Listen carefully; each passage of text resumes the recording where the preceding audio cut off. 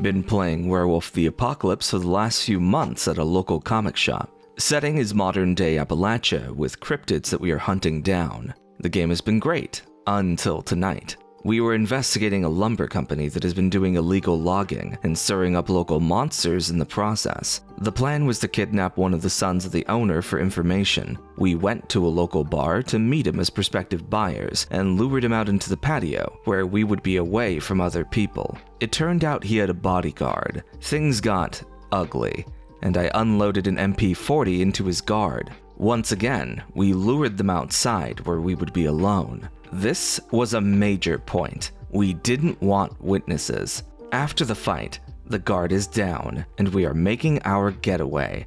About 20 minutes after the fight, the GM then informs me that I shot 26 other people with my MP40, and 7 of them died. I was now a mass shooter, and had committed the worst shooting in the history of West Virginia. My stomach literally turned. I was stunned. I looked at him and I asked point blank if he was really making my character a mass shooter. I explained that the area was clear. There was no one around. How could I possibly hit 26 innocent people? He said no. The area was very crowded and there were lots of people eating on the patio. I tried talking to him and explaining that he had never once said anyone was out there with us. The other 3 players were looking as shocked as I felt. I asked him again if he was sticking to this, that I shot 26 innocents and killed 7, and he was adamant.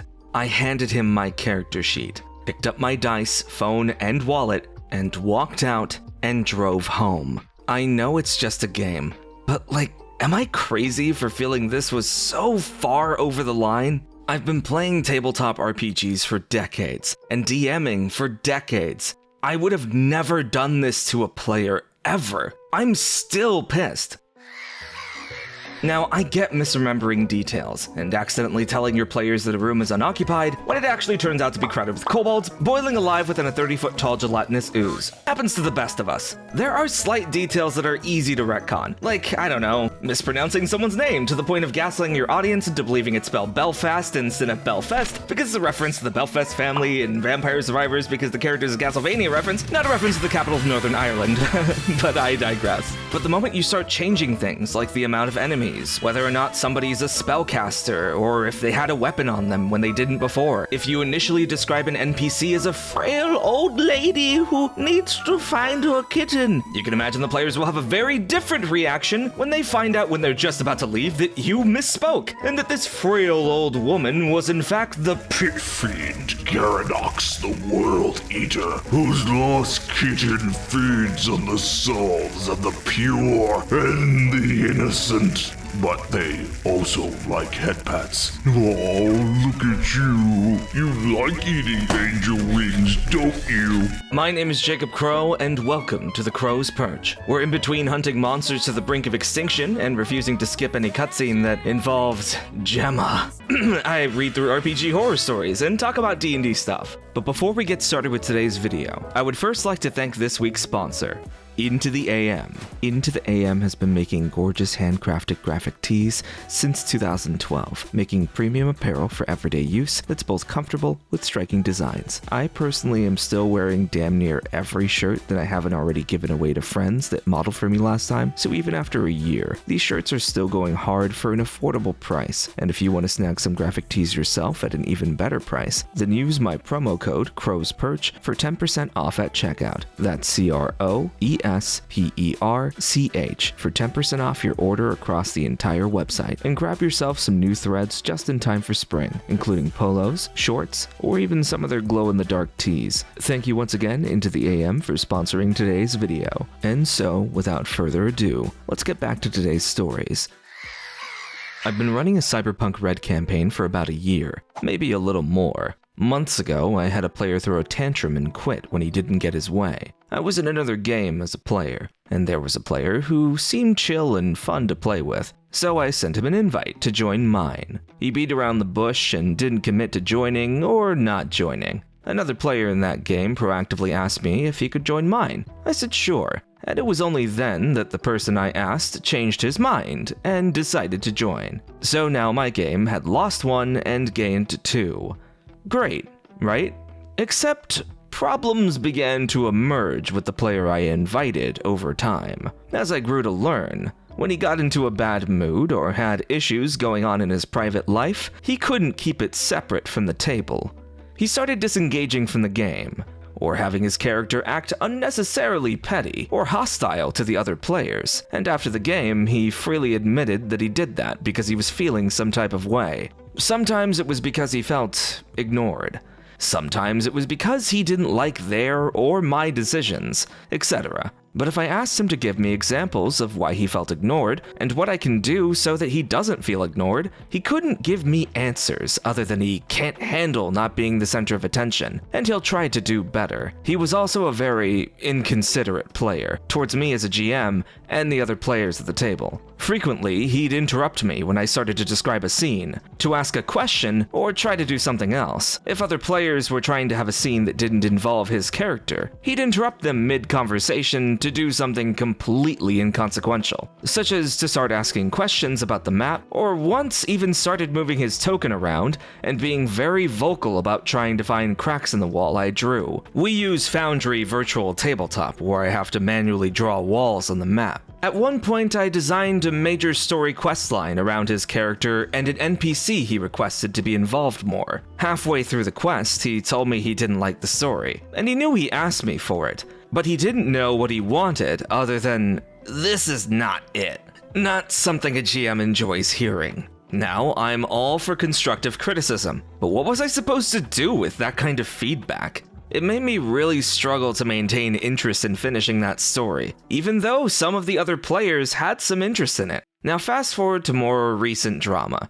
For weeks now, this player has shown up to every session with a negative attitude. He had his character completely separate from the group and refused to interact with them. He also admitted to one of the other players he would never do this in D&D, because it's more work for the GM. But somehow it's okay in Cyberpunk? Not only that, but he started having his character actively sabotage the other players. They're currently in a prison scenario, for example, and he tried to rat out the other player characters to a corrections officer, and also destroyed some equipment they were assigned to retrieve. Later, he said multiple times that he was being petty, but also, "It's what my character would do." This was also mixed in with him joking multiple times, "I don't even know why I play with you guys." Then after the session, he blew up when we tried to talk with him about what was clearly bothering him, and he told me and another player, "Fuck you, you don't know me,"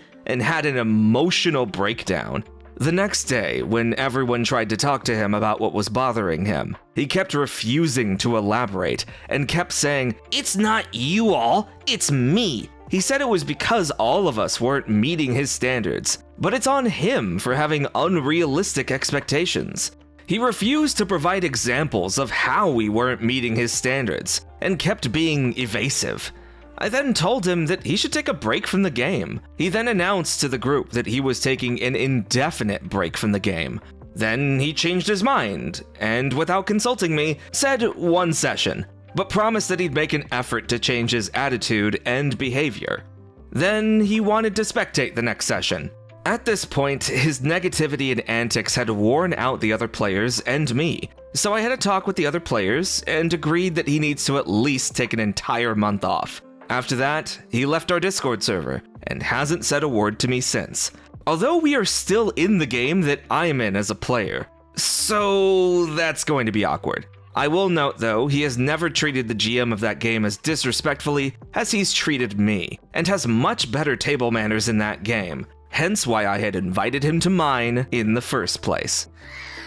Let's get one thing straight. If you're going to do something that pisses off your entire party on the basis of, "It's what my character would do," how about next time you make a character that would, I don't know, not do that? Look, I'm all for having character betrayals or inter-party conflict, especially when you're playing in a setting like Cyberpunk, where heroic characters get dropped faster than Tesla stock, but there has to at least be a reason why you saddled up with this group of unlucky chooms over making some easy eddies working an 11-hour shift at your local Cyberpunk Walmart. Save money, live mostly better. I mean, at least the rats in this apartment only nibble on your toes instead of your face. But while all this is true, I feel like there's something else what's going on here. Like, it comes off as intentionally disrespectful that the problem player is only doing this in the OP's game, but not in the shared game with another game master. It just feels really weird to me that they would act this way, and it kind of leads me to believe there's more going on here. This weird game sabotage that the problem player is engaging in almost makes me feel like he specifically either doesn't respect the OP, the other players, or the system that they're running it in. And with the player being all standoffish about why they're acting this way and refusing to tell both the OP and the other players why they're being such a prick, I don't know, man. I just feel like these issues need to be discussed, or I fear whatever the hell is going on with him is going to spill over into this second campaign. And so, by the decree of the Corvid Court, I hereby sentence this player to be forced to DM an entire adventure for a group of edgy rogues that constantly backstab and deceive each other both in and out of game, with the reasoning that it's what their characters would do. Next post. A few weeks ago, I decided to run a D&D campaign based in the Mass Effect universe. Oh no, I've already had to cope with the death of the Dragon Age franchise. Please don't remind me that there was a second franchise I once held near and dear to my heart that delivered an amazing cinematic experience before giving a selection of 3 different Crayola crayons to pick from for your ending. I'm sorry, my face is tired from all this BioWare magic. And I want to pretend that they're still capable of making good games, despite opening their first quarter with layoffs. But hey, we got a story to cover, so let's get back to that. I made stats for all the races, rules for tech and biotics, Mass Effect's version of space magic, and a few weapons from all 8 of Mass Effect's weapon categories. I was pretty proud of all the homebrew I'd managed to make for this campaign, and was eager to find some players to enjoy it. I made a couple posts on LFG forums to advertise the campaign, and got a decent number of responses. Eventually, I settled on 5 players, one of which I probably should have booted during character creation. His first character idea was to play a Reaper, a literal Reaper. You know, the 2-kilometer living starships that can 1v1 entire fleets without taking damage? Yeah. His argument was that by essentially being the party's ship, they'd save money on repairs and stuff. His second idea was to play Commander Shepard, the literal main character of the games, who is dead by the time this campaign starts, as it's post-Mass Effect 3. He went through a few more blatantly overpowered character concepts before I finally talked him down to playing a Turian fighter. His backstory for this character was 2 whole sentences. He's a former soldier who worships stars. He wants to find a home. Eventually, we come to session 0. Players all meet each other, some background information is exchanged, rules are discussed, etc., etc. I noticed that Turian was practically silent during the whole thing. His mic wasn't muted. I checked a few times during the session. He just wasn't engaging with anyone. Okay, well, a lot of people are quiet when they meet new people. That's normal enough, I naively thought. Eventually, we reach game night. I give the opening narration, explaining that it'll be 3 days until they reach the nearest mass relay, and ask each player in turn to describe their character and tell us what they do during these few days of travel time. When I reach Turian, he doesn't bother describing his character. Instead, he simply says he wants to detonate a grenade and blow a hole in the side of their starship. His reason? He worships space, so he wants to be outside. Obviously, I tell him no. He can't willingly destroy their ship, since it would kill the entire party and end the campaign right away. He tries to argue, saying that a good DM would find a way to make it work, and that I shouldn't say no, only yes and. When I refused to budge, he just told me to go flock myself and left the server. The remaining 4 players agreed to keep playing without him, and we had a pretty fun session with the party exploring an abandoned colony full of hostile unknown aliens. After the session, I found out that Turian had been messaging another player, the only woman in the party, trying to convince her to send him pictures of herself. She never did, and even blocked him when he started to get aggressive with his messages. Always nice when the trash takes itself out, I suppose. What a goddamn freak. Before we get into the really heinous stuff, let me just say, don't let anyone tell you that yes and is the only acceptable call and response to a game of D&D or any tabletop game. There is also no but. Here's an example. Player says, I want to blow up the ship, effectively ruining your campaign and pissing off all your players. Dungeon Master says, no, but you can go fuck yourself and find another game to play. Also, kindly stop messaging the women in my server that you want to see their tits. Call, response. Did you catch all that? Simple stuff. Basic improv, really. Look, a player like this isn't looking to play the game. They are here to play you. If they immediately start pushing people's boundaries and ignoring their autonomy, they don't care if this game crashes and burns. Also, personally, I have zero tolerance for sexual harassment, and in my opinion, the only way to deal with someone like this in your game is to boot them, and do your part to pass along their antics to any other game masters you know who they might want to sign up with. And so, by decree of the Corvid Court, I sentence this player to enlistment into the Helldivers Latrine Unit, where he will spend the next 10 years, assuming he survives that long, digging super porta potties until he learns the error of his ways. Next post. The story I'm about to tell requires some prior context. We are a group of friends who live in different parts of the country and have known each other for many years. We are lucky to be able to see each other in person once or twice a year. All of us had some experience with role-playing games before meeting, some very little, and others were quite experienced veterans. The thing is, during the pandemic, we started playing. No campaign went too far for various reasons, but aside from that, we did finish some one-shots of Rogue Trader and Dungeons & Dragons. Unfortunately, when the pandemic ended, we put role-playing on hold because we no longer had as much time to dedicate to it.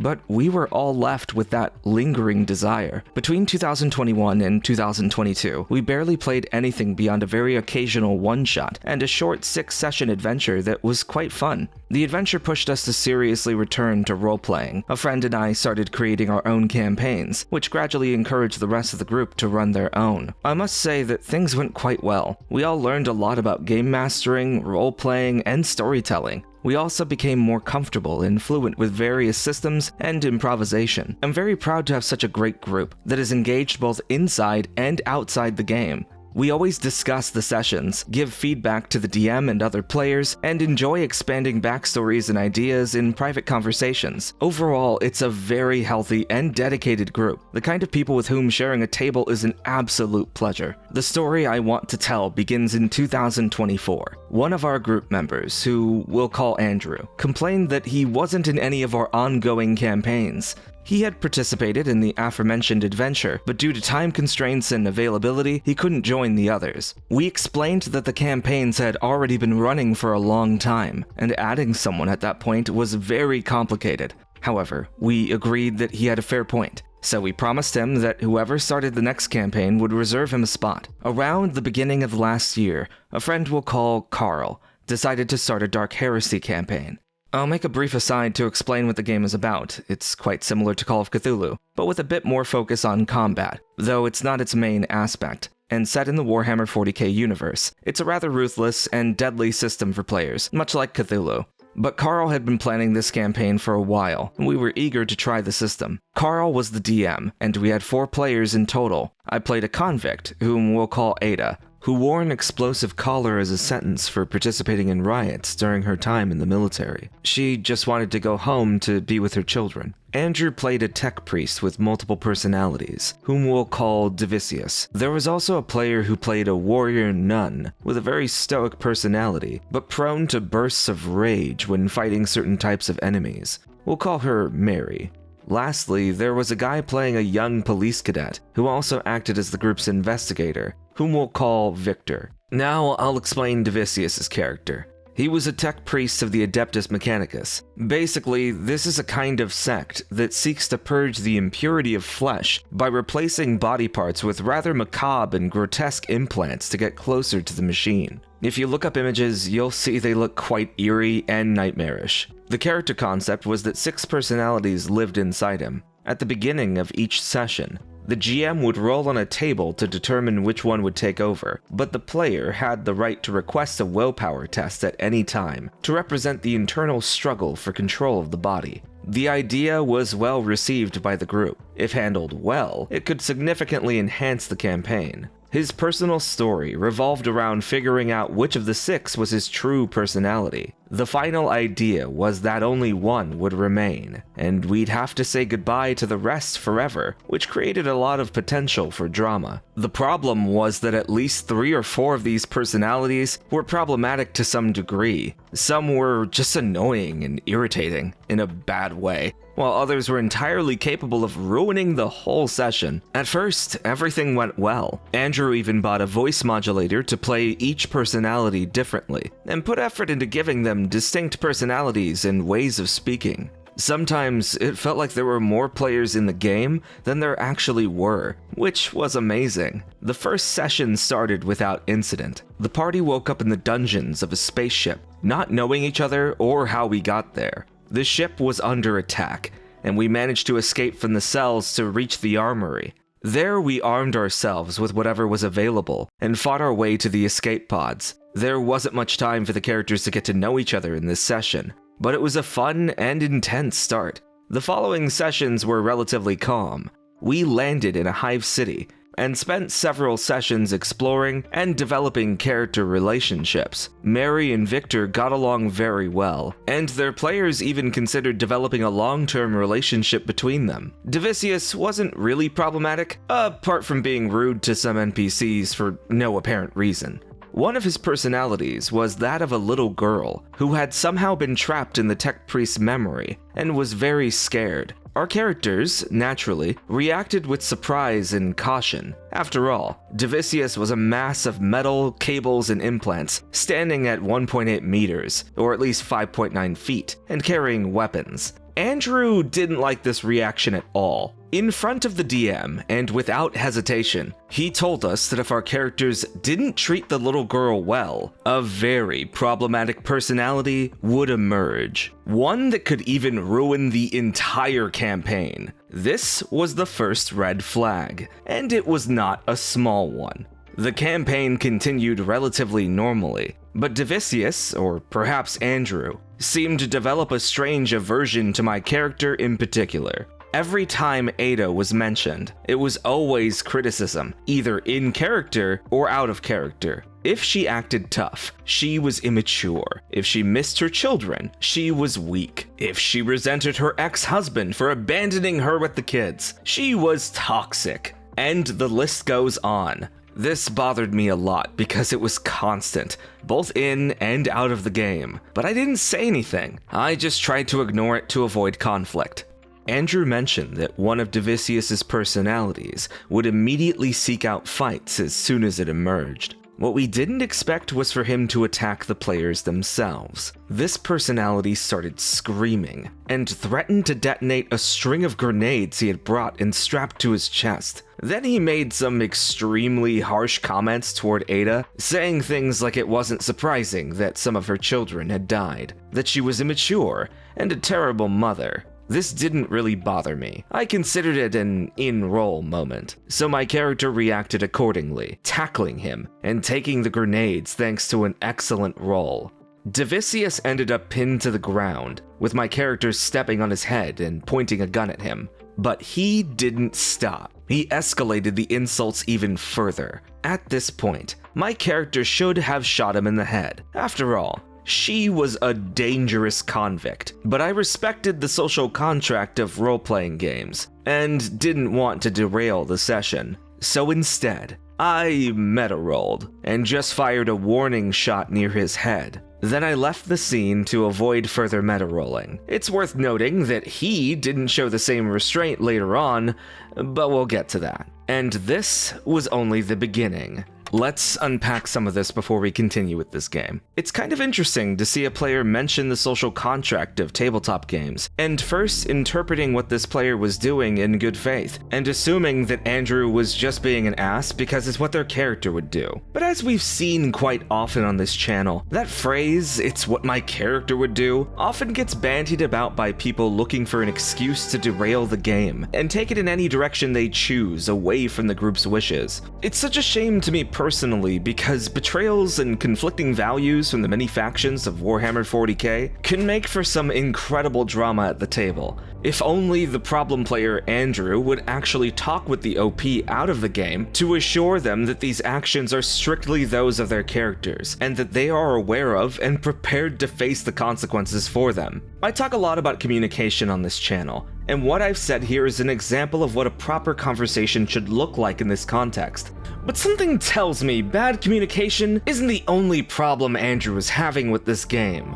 But before we dive into all that, I'd also like to say it's nice to see another story involving Dark Heresy and the 40k setting. I mean, not nice that it's a horror story, but you get what I mean. I played a lot of Dark Heresy in the past, and as of recording, I'm wrapping up a playthrough of the Chemical Burn adventure for the game's spiritual successor, Imperium Maledictum, on the Handful of Nerds YouTube channel, where we invited special guest William SRD to join as a disgruntled voidsman with a big wrench and a penchant for caving in heretic skulls. So hey, subscribe to that channel and check it out before the series drops there. And while you wait for it, check out the ongoing Fallout series, which should be posting its final episodes pretty soon. Link will be down in this video's description. Anyway, let's get back to the story. In a later session, Divisius decided to go out drinking around the city, which wasn't a problem in itself. The rest of the characters were in different locations doing their own things, but he called us to join him for drinks. The session was very relaxed and fun. Our characters got drunk, sang karaoke at the bar, and ended up having to pay a fine due to the ruckus we caused. It was one of those sessions that really bring a group together. There wouldn't have been any issue with this, except that days later, Andrew reproached us for not taking the setting or the campaign seriously. He said that if we kept doing things like that,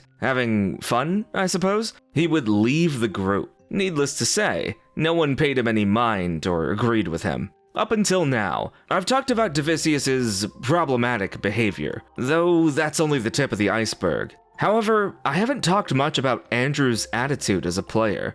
At first, he seemed engaged and eager to contribute to the campaign, but he ended up being the complete opposite.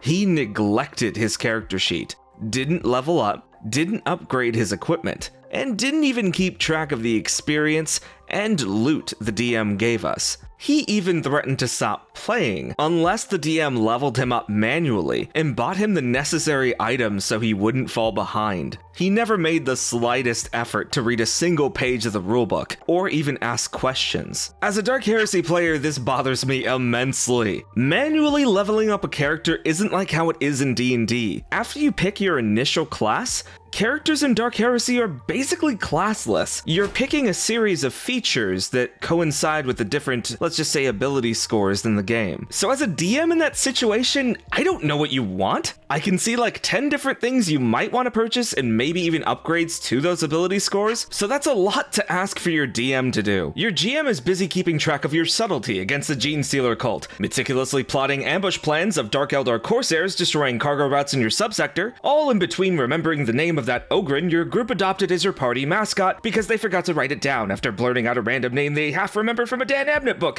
Catherine deserved better and will spiritually live on through the absolute unit that eats nutrient paste the long way aboard the black ship. The very least you can do is look at your damn sheet to see how you advance. Unless you're playing 2nd edition, in which case you're going to get inescapable. Because of course you're going to get inescapable. Why the hell wouldn't you get inescapable? It's basically the best talent in the whole game. Anyway, getting a little sidetracked, back to the story. Every session we had to remind him and explain all the rules to him. Even the most basic ones. He constantly scolded us over ridiculous things, like the ones I mentioned before, disrupted the story and conversations by threatening or insulting NPCs, and when it came to scheduling the next session, he wouldn't say anything, sometimes not even until the day of the session. Once, at the last minute, he said he wouldn't play because he had to go buy a coat.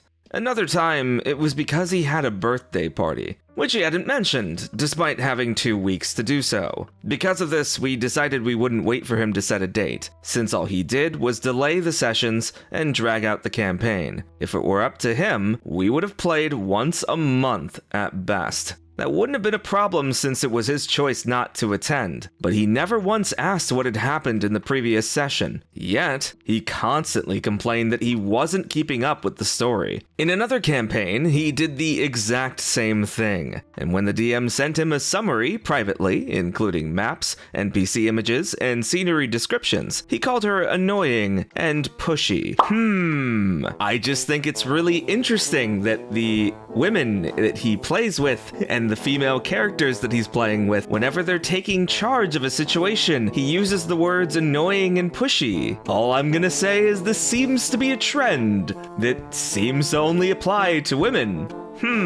That's all I'm gonna say. When the OP mentioned a problematic personality, I didn't think he meant it in that way. At this point, he had been part of multiple campaigns, and in all of them, his attitude was the same. He even decided to run his own campaign, which I couldn't join due to work and time constraints. One would think that he'd be more committed to a game he was running himself, but nothing could be further from the truth. He set a session date, but the Roll20 room was not created a day before the campaign started. None of the character sheets were ready either. A player had to do all the work for him. Of course, he showed up to the session without having read the rulebook, and threw a challenge rating 20 enemy at a level 3 party. This was in Dungeons & Dragons 5th edition. I wasn't there, but the campaign was an absolute disaster, and would give rise to another post like this one. Back to the campaign I was actually in, Divisius was becoming more unbearable, attacking NPCs and causing disturbances. At one point, the police had to arrest him,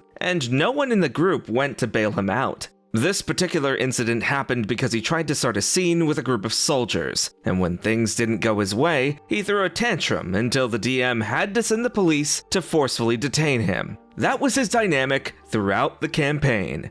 If he didn't get what he wanted, he threw a fit or made threats, just as I explained earlier. The climax came shortly after that session. We found a secret entrance to a laboratory and went down to investigate. It was a dungeon. We opened one of the many doors inside and, unfortunately, stumbled into the boss room. The boss was another tech priest like Divisius, and although he was hostile, he claimed to know him. I forgot to mention that Divisius had amnesia and didn't remember anything about his past. This other tech priest didn't seem threatening at all. He had no visible weapons and wore only a robe instead of armor. However, he was accompanied by 2 heavily armored mutant super soldiers who were extremely intimidating, along with a small squad of assassin robots armed with machine guns. I'm guessing they mean servitors. We rolled for initiative, and my character got a very high roll, putting her first in the order. My instinct as both a player and an experienced DM told me that the main threat was the suspicious robed guy, not the monsters accompanying him. I prepared to shoot him, but Divisius intervened, saying he wanted to interrogate him in the middle of the combat. By this point, the party was level 4 or 5 and had decent weapons, except for Divisius, who was still level 2, and whose main weapon was a metal staff that he planned to use against the boss, despite not even having good melee combat stats. Still, I decided to be a good player and not steal Andrew's scene. The super soldiers also looked very dangerous, so I attacked one of them instead, killing it thanks to a particularly impressive roll. Then came Divisius' turn, and as expected, he accomplished absolutely nothing. He tried to hit the boss with his metal rod, but his stats were so pathetic that he didn't even land the attack. Next was the boss's turn. He had seen me take down one of the super soldiers and realized that Divisius wasn't even a minor threat. The tech priest shouted a command, and suddenly, all the robots turned to me and fired a barrage of machine gun fire. The hit was brutal. I took 30 damage, while my character had only 14 max hit points. I was literally one-shot in the most brutal way possible. I had to spend a fate point to avoid death. My character survived by a miracle. Mary ran over to help me, dragging me behind cover to keep me safe. The round ended, and it was my turn again. I didn't hesitate. I used my strongest attack on the boss, despite Divisius' protests. Thanks to another great roll, I managed to kill him and end the fight. Andrew lost his mind. His character turned around and started throwing grenades at me like a madman. When we asked him what the hell he was doing, he said, "I'm ripping Ada's head off." He was so furious that he started metagaming in an attempt to kill my character. Fortunately, his stats were awful, and he didn't hit me a single time. Not even close. When my turn came, I considered finishing him off for good and doing the group a favor, but once again, I showed him a kindness he absolutely didn't deserve. Instead, I just took cover to avoid his attacks. At this point, the player who played Victor, the Arbites police officer, snapped and started yelling at Andrew. Then he left the call, and the DM said it was a good time to take a dinner break. We went to dinner. I was furious and could barely swallow my food. I tried to clear my mind a bit, but the anger didn't go away. We returned about 45 minutes later and acted as if nothing had happened. We continued the session, which was almost over, and finished about an hour later. Victor's player left immediately to avoid any arguments. When the session ended, there was a brief silence, and then Andrew demanded an apology from me. I had lost a fate point because of him, probably saved his life by killing the boss, and endured his attacks and insults, and yet he had the audacity to demand an apology from me. The rest of us couldn't believe what was happening, but we still tried to explain why I did what I did. I told him that when there's a real risk of a character dying, there is no discussion possible. His ridiculous scene, waving a staff at the boss, was not worth more than my character's life, and yet I had sacrificed a fate point for him. Andrew's response? Yeah, but I don't care about your character. He literally expected me to care about his character, even though he had never shown any consideration for mine, or for any other player's character, or even for the DM. I had to hold back from yelling at him or leaving the call myself. We managed to explain that the boss was there to kill him, not to have an interrogation in the middle of the combat, where there was a horde of killer robots and 2 mutant super soldiers. When he had nothing left to argue, he blamed the DM for not stopping the session when Divisius had his outburst. He literally blamed the DM for not shutting down his tantrum. Then he said it was my fault, because Victor's player and I talked too much about the rules, which distracted him from the session. Just to clarify, we only talked about rules when we had to explain to him, for the millionth time, how combat worked, or when we were discussing an ambiguous rule, which is completely normal at any reasonably engaged table. Naturally, he never apologized for anything that had happened. Andrew didn't last much longer in the campaign. He kept making it difficult to schedule sessions, and the breaking point came when he canceled on short notice just a few hours before a game. Carl told him that he wasn't canceling the session, that we had set the date 2 weeks ago, and that the rest of us had adjusted our schedules to play that day. We weren't going to call it off just because he suddenly decided not to show up. That was when Andrew threw another tantrum, and Carl snapped, telling him that if he didn't like how he ran the campaign, he was free to leave. No one was forcing him to stay. In a full-blown fit of rage, Andrew left the chat group. At that moment, we all felt relieved, and no one lifted a finger to try to fix the situation. But that wasn't the end of it. Andrew tried to come back. He was friendly to Carl, and even politely asked if Divisius could make a cameo appearance in a future session.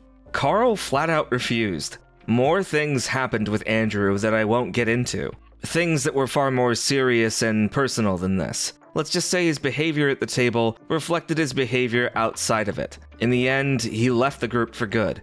Apparently, he was furious with the rest of us for not standing up to Carl on his behalf. In his mind, we should have threatened to leave the campaign over how badly he had been treated. Thankfully, Andrew is gone, and every campaign he abandoned is going better than ever, and so is the group dynamic outside of the game.